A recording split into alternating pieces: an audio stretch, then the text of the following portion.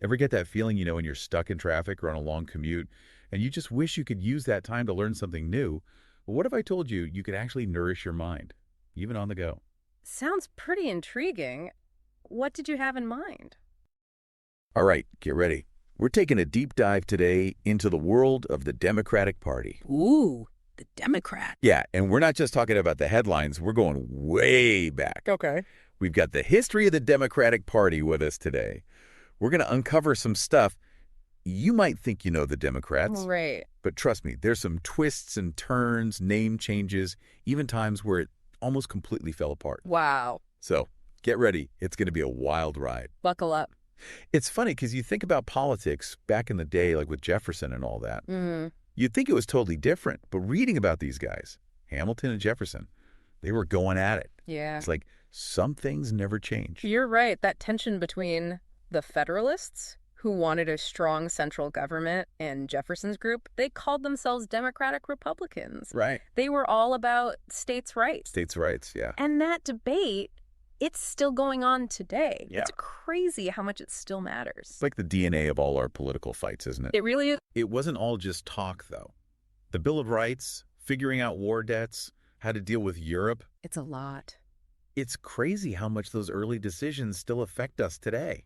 They were literally shaping the country back then. And those early arguments, they weren't just about policy, they were about completely different visions for America. I see. And that fight, that's still something the Democrats are dealing with internally, even today. That's a good point. Different visions. Yeah, speaking of back then, I was surprised by how organized these Democratic Republicans were. Organized. Committees in every state, spreading the word.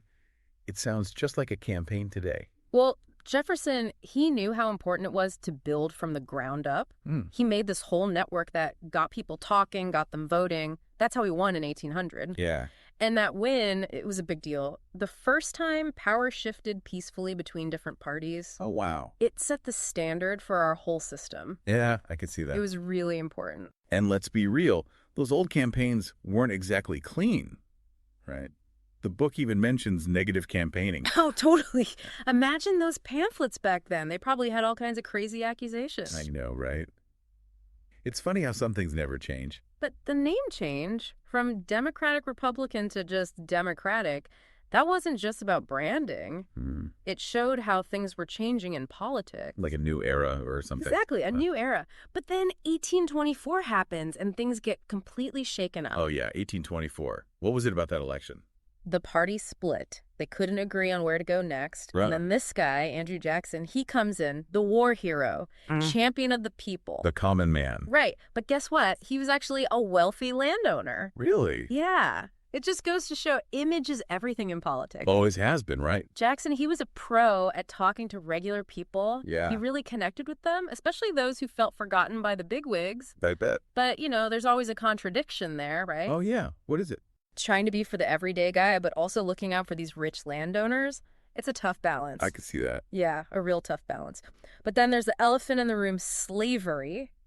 And it was about to tear the whole country apart. Yeah, slow down. By the mid-1800s, it wasn't just debate anymore. It was the debate. You had the abolitionists gaining traction. Yeah. And then the Southern Democrats, they called them Dixie Democrats. They dug in their heels. Defending slavery. They were defending it with everything they had. It's crazy how one issue could be so divisive. It was huge. And those compromises they came up with, like the Missouri Compromise, they were just kicking the can down the road. Yeah, just delaying the inevitable. Exactly. And then, boom, the Kansas-Nebraska Act, it just throws gasoline on the fire. Here we go. And that's where you see the roots of the modern Republican Party. They formed specifically to oppose slavery's spread. Right. That's a big turning point. It's massive. The Democrats just couldn't agree on slavery, and it crippled them. They couldn't get anything done. Nope. And that's how Lincoln, a Republican against expanding slavery, he wins the presidency. And then, of course, the Civil War. The Civil War. Everything changes after that. The whole landscape is different. The Democratic Party, they were devastated. And then Reconstruction, that just pushed the South further away. Yeah. The party had to lean on city folks and immigrants up north. It's like they had to start from scratch. Almost, yeah.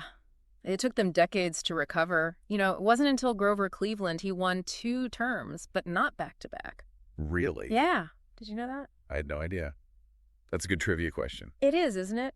But it shows how much the party had to change just to stay alive. Adapt or die, right? Adapt or die. And that's a theme that keeps coming up in their history, Yeah. especially going into that crazy 20th century. Oh, man, the 20th century. We'll have to get into that next time because that's a whole other story. Oh, yeah, a whole other story. The Democrats, always changing, always adapting, never a dull moment with these guys. That's for sure. Okay, so now we're in the 20th century. Here we go. And I bet things don't calm down one bit for the Democrats, right? Oh, absolutely not. Everything changes, new problems pop up, new people come in, and they're still arguing about what the party should even stand for.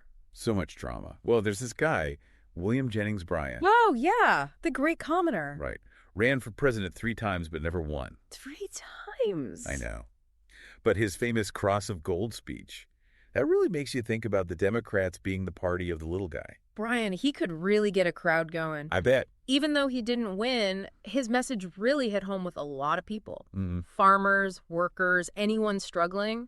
He really cemented that idea of Democrats fighting for the average person. Yeah, and that kind of message, fighting for the underdog, that seems to come up a lot in American politics. It's powerful, and you can see it all through the Democratic Party's story. It's like a thread. Yeah, from Jefferson to Jackson to Bryan, they always try to connect with everyday folks, show they understand their problems. It makes sense, right? That's how you get people on your side. Exactly. But it's not always easy. Even with a message like that, they still hit roadblocks and they still fight amongst themselves. So true. The book mentions Woodrow Wilson. Wilson, yeah. He did a lot of progressive things, reforms and all. He did. But then his big dream, the League of Nations, Congress, just shut it down. Congress. It's tough being president, huh? Wilson's story shows you just how hard it is to get things done, even when you have the best intentions. You got opposition from your own party, from Congress. It's a mess. A real mess. And then, bam. The Great Depression. Everything changes. A whole game changes. Yeah, and that's when FDR comes in with his New Deal. And it feels like that's when the Democrats become the party we know today. FDR. The New Deal was a huge change. Huge. It was like the government had never really tried to help people like that before. Exactly. Before that, it was more hands-off. But FDR, he went all in. Social safety nets, programs to get people back on their feet. I mean, it's still debated today, all that stuff. Right. The New Deal changed how people saw the government's role. Totally. It laid the groundwork for so much of what we have today, all the programs that help people. And FDR, he was popular. Oh, yeah, 4 terms. 4 terms. That's wild. The New Deal really resonated with voters, especially those who were hit the hardest by the Depression. Yeah, those who needed help the most. Exactly. It cemented the image of the Democrats as the party for working people, the party that believed the government could make a difference. Yeah, force for good. But the world keeps spinning. It does. After World War II, you've got the Cold War starting up, the fight for civil rights is heating up. And then Vietnam. Ah, yes, Vietnam. That really tore people apart. That 68 Democratic Convention, it was a disaster. Chaos, protests, clashes with the police. It felt like the country was falling apart. It was a tough time. The party was struggling to keep up with everything that was changing. The anti-war movement, the fight for racial equality. It was a lot. Yeah, and then Watergate. Oh, Watergate. Nixon resigns, the whole country's shaken. A real low point. You'd think that would be the perfect moment for the Democrats. It seems like it, right? Enter Jimmy Carter. He seemed like a good guy, honest, different from all the Washington types. Yeah, but he got hit with a lot of problems. The energy crisis, those crazy gas lines. Remember those? Oh, I remember. And then Iran, the hostages. It felt like everything that could go wrong did go wrong. Carter just couldn't catch a break. Inflation was soaring. People were frustrated. To Ronald Reagan. Enter Ronald Reagan. He comes in with this whole new message. Smaller government, personal responsibility, strong military. A real shift to the right. It was a big change. A lot of people were tired of the way things were going, and Reagan offered something different. And the Democrats are left scratching their heads, wondering what to do. They had to figure out a new game plan. The old ways weren't working anymore. Adapt or die, right. Exactly. And that's when this guy, Bill Clinton, comes along. Bill Clinton, the new Democrat. He tried to find that middle ground. He took some ideas from the conservatives, like welfare reform and being tough on crime. Yeah. But he still held on to those core Democratic values. Social justice, equal opportunity. A tricky balance. It was a real gamble, but it worked. 2 terms. Ended 12 years of Republican rule. It was a big win for the Democrats. It proved they could change, they could win, even when things seemed stacked against them. Exactly. But it also raised a big question. What's that? What does it even mean to be a Democrat anymore? Good question.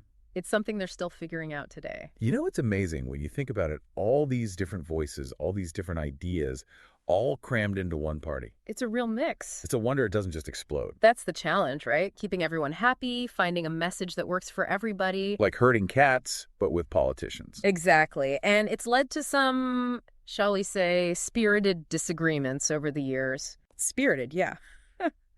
But think about it. From Jefferson's dream of farmers and land, to the New Deal and the government stepping in, to the whole fight for civil rights. The Democrats have been there for so many huge moments in our history. Their story really is America's story. All the changes, all the fights, it's all right there. And through it all, they've always been wrestling with this one question. What does it even mean to be a Democrat? It's a big question. It's not just about policies, right? It's something deeper, like a set of values that holds them together. Yeah, you've got the idea of equality, everyone having a chance to succeed, fairness. Right. Those ideas have always been there, even as the world around them changes. But sometimes those changes are huge. Like, think about the Southern Democrats, those Dixiecrats. Oh, yeah. They were dead set against civil rights. It's tough to square that with the whole image of Democrats fighting for social justice. It doesn't really fit, does it? It shows you that even in one party, you can have people who are miles apart on the big issue. Totally.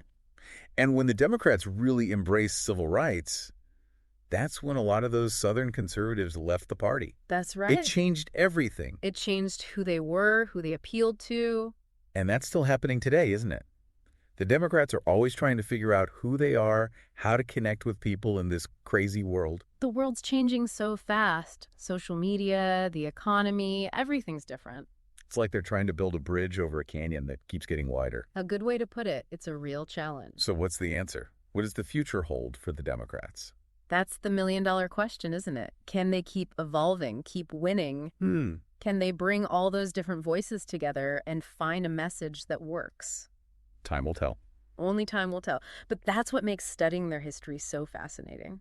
It's not just about dates and names, is it? No, it's about understanding where we came from, how we got here. Right. It's about the soul of our democracy. Exactly. It's about the constant struggle to figure out what it means to be a nation, to be a people, to be a party. Well said. The Democrats have been through it all. Crises, setbacks, you name it. And they always seem to find a way to bounce back. Like a political phoenix. Rising from the ashes. Whether they can do it again now, that's a question that should be on everyone's mind, especially if you care about the future of this country. Wow. I'm definitely thinking about it differently now. This deep dive into the Democrats, it's really opened my eyes. That's the power of history. It gives you perspective. For sure. And if this conversation has got you curious, you should definitely check out The History of the Democratic Party for yourself. It's a great read, trust me. Full of surprises, makes you think. And if you want to keep exploring the forces that shape our world, make sure to subscribe to our channel. We'll be doing more deep dives, uncovering more hidden truths, and we'd love for you to join us. It's going to be a wild ride, just like the Democrats themselves. That's for sure. Until next time, keep those minds curious and those questions coming. Stay curious.